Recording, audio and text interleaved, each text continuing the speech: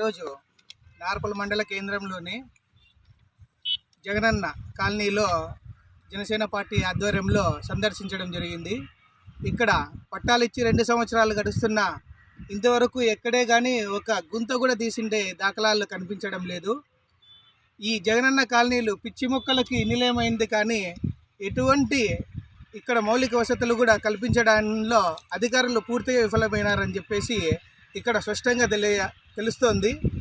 ఇక్కడే కాదు, మండల వ్యాప్తంగా కానీ ఎక్కడే కానీ ఒక గుంత కూడా తీయలేదని చెప్పేసి మాకు వివరాలు తెలుస్తున్నాయి.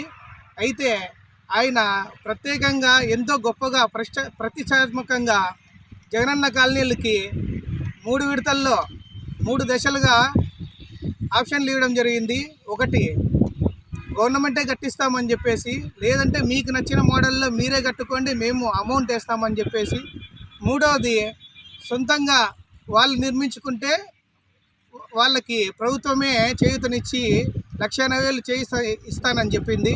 అయితే ఆ 1,80,000 ఇప్పుడున్న రేట్లలో కనీసం బేస్మట్టం కూడా పూర్తి కాదని చెప్పేసి లబ్ధిదారులు వాపోతున్నారు.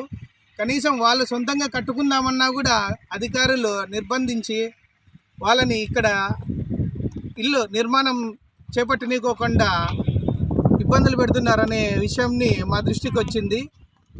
దయచేసి అధికారులు ఇప్పటికైనా స్పందించి ఇక్కడ మౌలిక వసతులు కల్పించి ఈ జగనన్న కాలనీలను తొందరగా ఏర్పాటు చేయకపోతే, పనులు స్టార్ట్ చేయకపోతే నెక్స్ట్ వచ్చేది మా జనసేన ప్రభుత్వంలో ఖచ్చితంగా ఈ జగనన్న కాలనీలకి మేమే నిర్మించి అనర్హులను తొలగించి మేమే ఇల్లు కట్టించి వారికి జనసేన కాలనీగా ఈ కాలనీకి పేరు మారుస్తామని చెప్పేసి ఈ కాలనీలో మౌలిక వసతులు వెంటనే కల్పించుకోకుండా ఉంటే మేము ఖచ్చితంగా ఈ చర్యలకి చేపడతామని చెప్పేసి జనసేన పార్టీ తరఫున డిమాండ్ చేస్తున్నాము.